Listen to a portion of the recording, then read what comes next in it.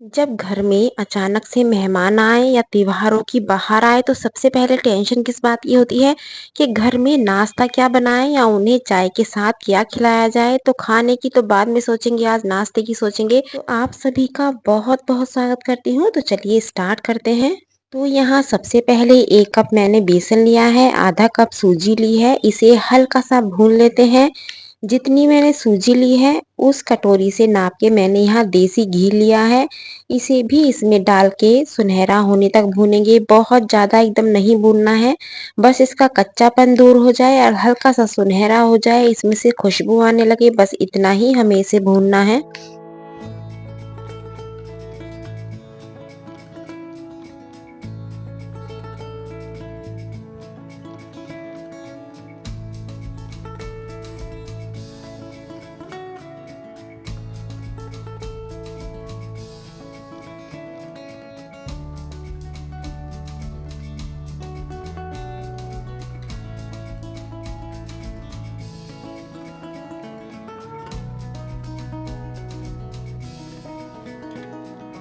जब ये भुन जाए तो इसमें यदि आप चाहो तो थोड़ा सा फूड कलर ले लीजिएगा। मैंने यहाँ येलो कलर लिया है। यदि आपको पसंद नहीं है तो स्किप भी कर सकते हैं। और जिस कटोरी से नाप के हमने घी लिया था उसका आधी कटोरी हमें लेना है दूध, और दूध डाल के इसे फिर से भूनना है।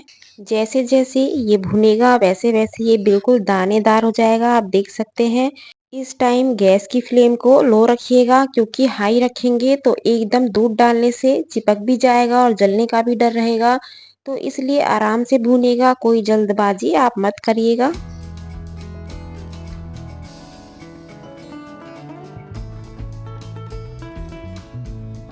जब दूध अच्छे से सूख जाए और ये भुन जाए तो गैस को ऑफ कर दीजिएगा, और जिस कप से हमने नाप के बेसन लिया था उसी को भर के हमने यहाँ चीनी ली है। यदि आपको थोड़ा सा मीठा ज़्यादा पसंद है तो हल्की सी एक्स्ट्रा आप चीनी ले लीजिएगा। जितना दूध हमने पहले लिया था उतना ही दूध मैंने अब लिया है, और इसे अच्छे से मिक्स कर लेते हैं और गैस को ऑन कर लेते हैं। यदि मेजरमेंट दोबारा से बताऊं तो जितना बेसन लेना है और सूजी का मेजरमेंट है उतनी ही हमें यहाँ चीनी लेनी है। यदि आपको कम मीठे की बनानी है तो अपने अकॉर्डिंग चीनी की मात्रा कम या ज़्यादा आप कर सकते हैं। आधा टीस्पून ली है हरी इलायची का पाउडर, जो मैंने दरदरा कूटा है, बिल्कुल महीन पाउडर नहीं लिया है, थोड़ा दरदरा कूट के लिया है। और इसे मिक्स कर लेते हैं जब तक कि चीनी बिल्कुल अच्छे से मेल्ट ना हो जाए।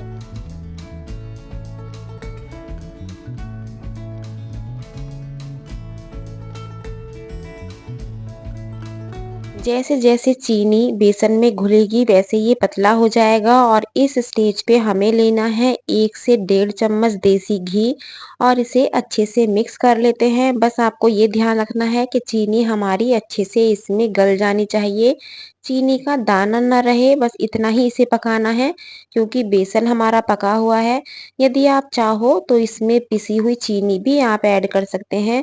तो बस उसे मिला के एकदम आप जमा दीजिएगा। मैंने यहाँ साबुत चीनी का यूज़ किया है, तो इसलिए मैंने 1 से 1.5 मिनट इसे अच्छे से पकाया है, ताकि चीनी का दाना अच्छे से इसमें घुल जाए। तो ये बढ़िया से पक चुका है, और इसे ठंडा होने के लिए अभी साइड में रखते हैं। और यहाँ किसी भी प्लेट में, ट्रे में, थाली में, जो भी आपके पास सुविधा हो उसमें हल्का सा लगाएंगे देसी घी, और इस बेसन को यहाँ ट्रांसफर कर लेते हैं और हाथों की हेल्प से सेट कर देते हैं।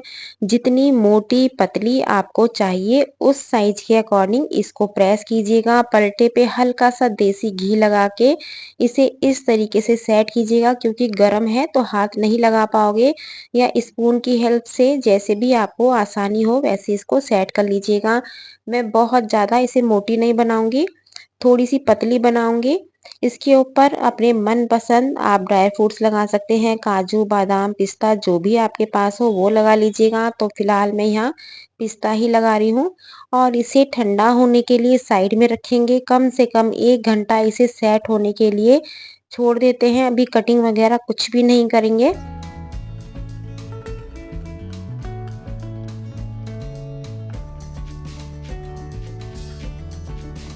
आप देख सकते हैं कलर कितना बढ़िया से आया है। तो इसे अभी ठंडा होने के लिए साइड में रखेंगे। और यहाँ ली है मैदा, मैदा को मैंने छान लिया है, इसमें थोड़ी-सी अजवाइन, हाफ टी स्पून से थोड़ा-सा कम मैंने यहाँ बेकिंग पाउडर लिया है, स्वादानुसार नमक, थोड़ा-सा हींग लिया है, इसे अच्छे से मिक्स कर लेते हैं।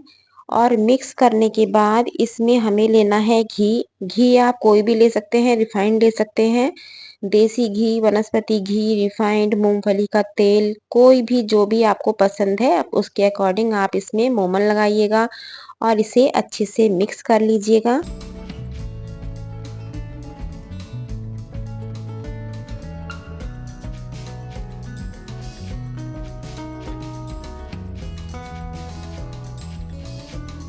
जब घी और मैदा अच्छे से मिक्स हो जाए तो मैंने यहाँ नॉर्मल पानी लिया है, क्योंकि सीजन गर्मियों का है।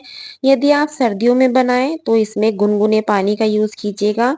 तो यहाँ बिल्कुल नॉर्मल पानी लिया है, इसे एकदम बढ़िया सा डो लगा लेते हैं। बहुत ज़्यादा ना तो हार्ड लगाना है और ना ही बहुत ज़्यादा सॉफ्ट लगाना है। तो आप देख सकते हैं बढ़िया से आटा सेट हो चुका है। इसे आप आधी मैदा आधी गेहूं का आटा भी ले सकते हैं, कैसे भी बना सकते हैं। प्योर आटे से भी बना के तैयार कर सकते हैं। तो यहाँ बर्फी भी मेरी ठंडी हो चुकी है, इसको कट कर लेते हैं। जितना बड़ा साइज आपको चाहिए उसके अकॉर्डिंग इसे काट लीजिएगा। बहुत ही गजब की ये बेसन की बर्फी बन के तैयार होती है।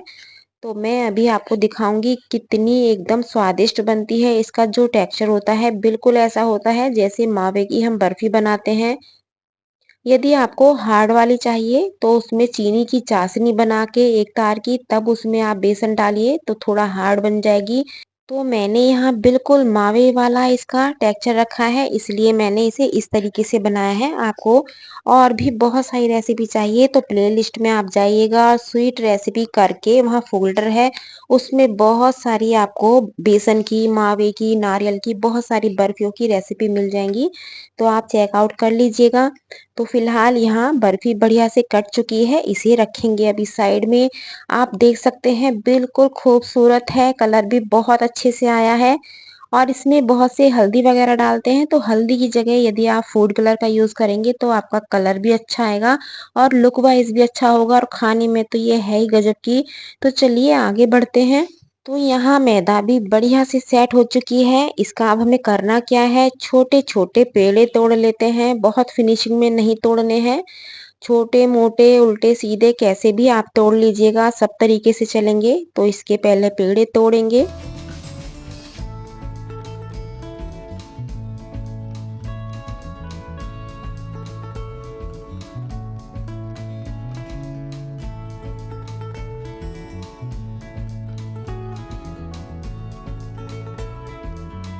पेड़े तोड़ने के बाद इसकी लोइयां बना ली हैं, और लोइयां बनाने के बाद एक बड़ा सा पेड़ा मैंने बचा लिया है। इसका क्या करना है वो भी मैं आपको आगे बताऊंगी।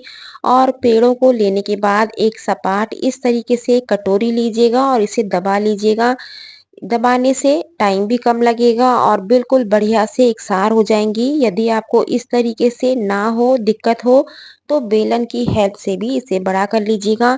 बहुत ज़्यादा मोटी नहीं बेलनी है, पतली बेलनी है, क्योंकि हमने इसमें जो बेकिंग पाउडर का यूज़ किया है उस वजह से ये एकदम फूल जाती हैं। तो इसलिए इस बात का आप ध्यान रखिएगा, बहुत मोटी इसे नहीं बेलना है, पतली पतली बेलिएगा। और अभी मैं आपको घी में डाल के दिखाऊंगी कितनी एकदम फूल के एकदम खस्ता बनती हैं।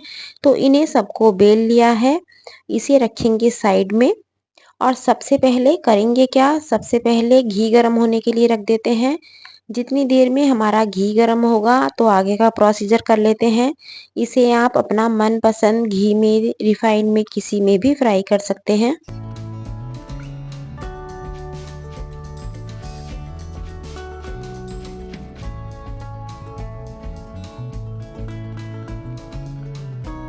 जो हमने बड़ा सा पेड़ा बचाया था उसे बिल्कुल पतली चपाती की तरह बेल लेते हैं, और बेलने के बाद इसे इस तरीके से किनारा निकाल देते हैं। फिनिशिंग में काम करेंगे बिल्कुल फर्स्ट क्लास, क्योंकि घर जब मेहमान आए तो हमारी हर चीज़ बिल्कुल परफेक्ट होनी चाहिए। क्योंकि पहले लुक वाइज सुंदर होना चाहिए, देखने में हमारी खाने का जो भी रेसिपी है देखने में सुंदर होगी तो खाने वाले का अपने आप ही मन करेगा खाने का।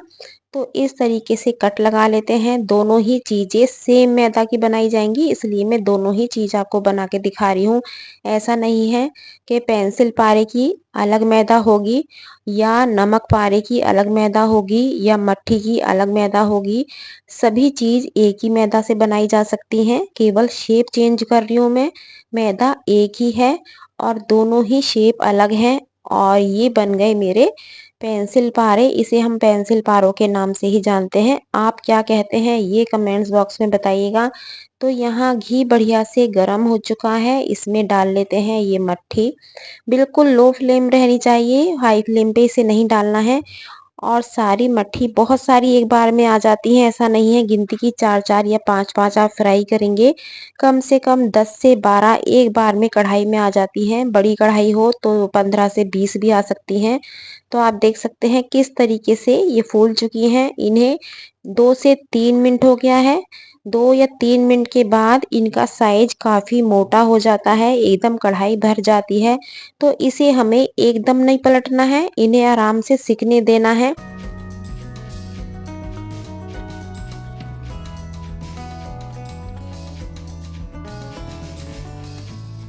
तो जितनी देर में ये सिकती हैं आगे का प्रोसीजर कर लेते हैं। यहाँ ली है मैंने सूजी, सूजी में अजवाइन ली है, इसमें नमक लेना है अपने अकॉर्डिंग। थोड़ा-सा इसमें हींग ले सकते हैं या कसूरी मेथी भी डाल सकते हैं, लेकिन मैंने यहाँ केवल अजवाइन, नमक और गरम मसाला लिया है और 1 कटोरी भर के यहाँ गरम पानी लिया है। तो इसे पूरी सूजी में अच्छे से कवर कर लेते हैं और इसमें लेना है 1 बड़ा चम्मच हमें घी।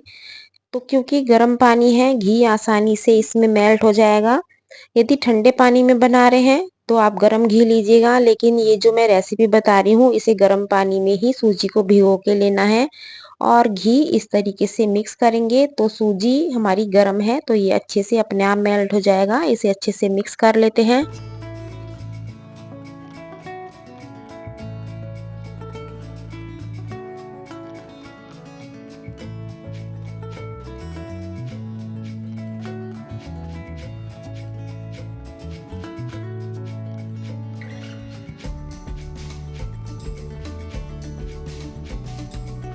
जब ये अच्छे से मिक्स हो जाए तो 10 मिनट के लिए इसे साइड में रख देते हैं ताकि सूजी अच्छे से फूल जाए। तो यहाँ मट्ठी को पलट लेते हैं। इसे पलटना कैसे है ये भी आप देख लीजिएगा। चिमटे की हेल्प से एक-एक मट्ठी लीजिएगा और इसे पलट लीजिएगा, क्योंकि एकदम आप पौनी से पलटेंगे तो टूटने का डर रहेगा, क्योंकि ये बहुत ही खस्ता होती हैं और बहुत ही स्वादिष्ट होती हैं, बहुत नाजुक होती हैं, इसलिए बहुत सावधानी के साथ इन्हें पलटना पड़ता है। इन्हें अल्टा-पल्टी करके बिल्कुल सुनहरे होने तक फ्राई करना है। तो चलिए जितनी देर में ये सुनहरी होती हैं उतनी देर में हमारी अपनी सूजी देख लेते हैं। सूजी बढ़िया से फूल चुकी है।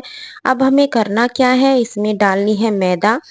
तो जितनी मैंने सूजी ली है उतनी मैं मैदा लूँगी और मैदा को अच्छे से मिक्स कर लेते हैं। मैदा यदि आपको लगे कि ये पतली हो रही है तो एक्स्ट्रा में मैदा डाल लीजिएगा, कोई दिक्कत नहीं है। लेकिन डो इसका बिल्कुल परफेक्ट होना चाहिए, ना हार्ड होना चाहिए और ना ही सॉफ्ट होना चाहिए। जैसे हमने मट्ठी के लिए किया था आटा, ठीक उसी तरीके से इसे करना है। तो यहाँ मुझे थोड़ी पतली लग रही है, इसलिए मैंने मैदा का और यूज़ किया है। और इसको हाथों से अच्छे से मसलते हुए बढ़िया सा एक डो लगा लेते हैं।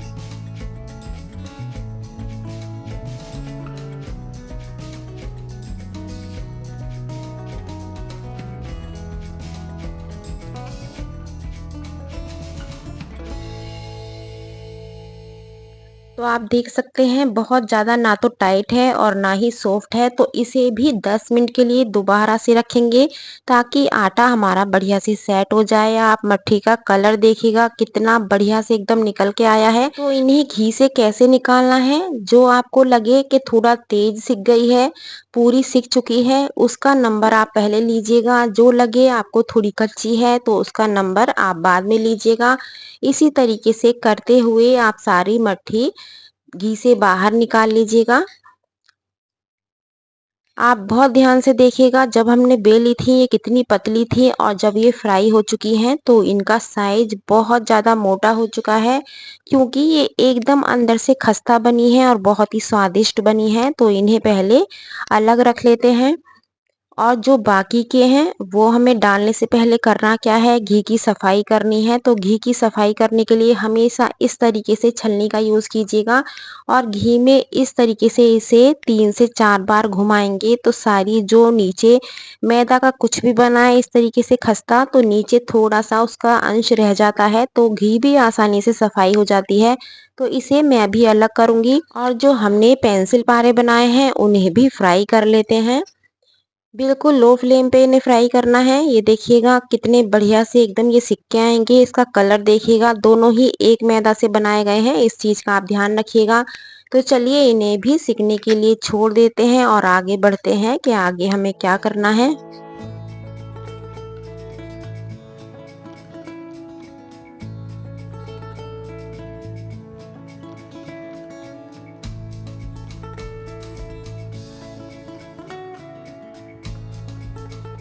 तो यहाँ आटा बढ़िया से एकदम सॉफ्ट हो चुका है, इसके पेड़े तोड़ लेते हैं। पेड़े काटने के बाद इसकी पतली पतली हमें चपाती बेलनी है, तो पहले चपाती बेल लेते हैं।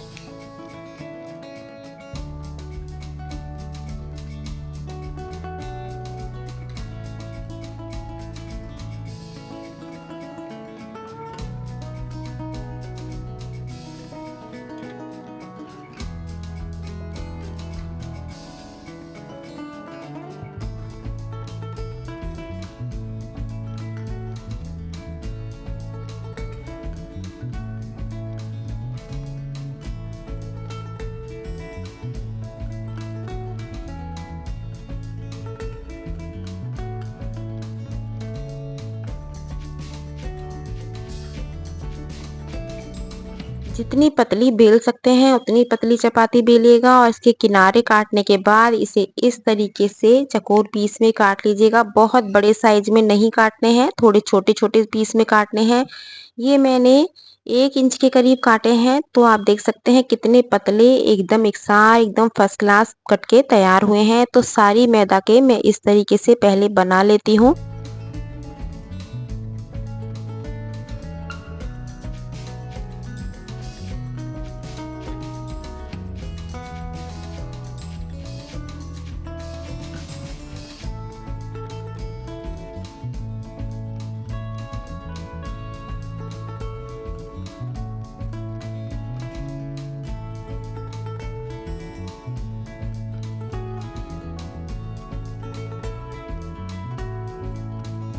तो यहाँ हमारे पेंसिल पारे भी तैयार हो चुके हैं, इन्हें भी घी से बाहर कर लेते हैं और इस टाइम हमें घी की बिल्कुल अच्छे से सफाई कर लेनी है और इसमें और भी घी डाल के मैंने इसे गरम कर लिया है। आप देख सकते हैं घी बढ़िया से साफ हो चुका है, कोई इसमें गंदगी नहीं है। तो इसमें छोटे वाले पारे भी डाल लेते हैं, बिल्कुल लो टू मीडियम फ्लेम पे इन्हें सुनहरा होने तक फ्राई कर लेते हैं। ये इतने हल्के फुल्के होते हैं कि एक बार में बहुत सारे फ्राई कर सकते हैं। तो यहाँ मैं काफी सारे डाल रही हूँ, एक भी चिपकेगा नहीं, एकदम खिला खिला एकदम फर्स्ट क्लास बनेगा। कलर आप देख सकते हैं बिल्कुल सेम वही कलर आया है, बहुत ज्यादा इन्हें नहीं सेकना है। तो इन्हें भी घी से बाहर कर लेते हैं। तो अभी तक आपको रेसिपी कैसी लगी है जल्दी जल्दी से कमेंट्स कीजिएगा और इतने सारे नाश्ते की रेसिपी आप कहाँ से देख रहे हैं ये भी बताइएगा। तो यहाँ मेरे नमक पारे बिल्कुल सुंदर छोटे छोटे एकदम खस्ता बन चुके हैं, ये थोड़े करारे हैं। और जो हमने मट्ठी बनाई है ये घर में यदि बुजुर्ग हैं तो उनके लिए ज़रूर ट्राई कर सकते हैं, बहुत ही गजब की बनती हैं। अभी बहुत ज़्यादा गर्म है तो मैं आगे इसको तोड़ के भी दिखाऊंगी। तो आगे बढ़िएगा और देखिएगा कौन कौन सा नाश्ता हमारा बनके तैयार हो चुका है। ये पेंसिल पारे बन चुके हैं, मीठा भी तैयार है। आगे और भी बहुत सारी रेसिपी मैं आपको दूं, लेकिन प्रॉब्लम होती है कि वीडियो बहुत ज़्यादा लंबा हो जाता है, तो फिलहाल आज इतनी ही काफ़ी है। तो यहाँ प्लेटिंग कर लेते हैं। तो यहाँ मेरी मट्ठी भी आ चुकी है, पेंसिल पारे आ चुके हैं, बर्फी भी आ चुकी है और ये नमक पारे भी आ चुके हैं। जल्दी जल्दी से कमेंट्स कीजिएगा आपको इन सभी में कौन सी रेसिपी ज़्यादा अच्छी लगी है। त्योहारों का टाइम है तो जल्दी से बनाइए और घर में स्टोर करके रखिए, क्योंकि जब भी घर पे कोई मेहमान आए तो झटपट से उन्हें चाय के साथ आप खिला सकते हैं। बहुत ही गजब की है, बच्चे हों या बड़े सभी को ये नाश्ता बहुत पसंद आता है। ये बर्फी आपको तोड़ के दिखाती हूँ, ये देखिएगा बिल्कुल मावे वाला टेक्सचर है, ऐसा नहीं है हार्ड है या कोई दिक्कत है। यदि और भी रेसिपी चाहिए तो आप प्लेलिस्ट में जाएंगे स्वीट रेसिपी करके, उसमें बहुत सारी बर्फी की रेसिपी आपको मिल जाएंगी। ये देखिएगा कितना खस्ता है एकदम, कितने भी टुकड़े कीजिएगा, बहुत हल्के हाथ से तोड़ रही हूँ, एकदम खस्ता है और एकदम स्वादिष्ट है। मट्ठी भी तोड़ के दिखा देती हूँ, एकदम अंदर से जाली पड़ी हुई है। ये देखिएगा बहुत हल्के हाथ से तोड़ी है, एकदम फर्स्ट क्लास है, ऐसा नहीं है कि इसमें घी भरा हुआ है। बहुत स्वादिष्ट है और खुशबू भी इसमें बहुत अच्छी आती है अजवाइन की और हींग की। तो जैसे बताया है, जिस मेजरमेंट के साथ बताया है, इसे ज़रूर ट्राई कीजिएगा और अपने मेहमानों को खिलाइएगा। और मेरे लिए एक काम ज़रूर कीजिएगा, जिस टाइम आप कमेंट्स लिखेंगे उस टाइम आपको एक हाइप का ऑप्शन मिलेगा। तो मेरी रेसिपी जैसी भी लगी है तो उसमें पॉइंट्स देने हैं तो वो ज़रूर दीजिएगा। कल फिर मिलती हूँ एक नई रेसिपी के साथ। Thank you.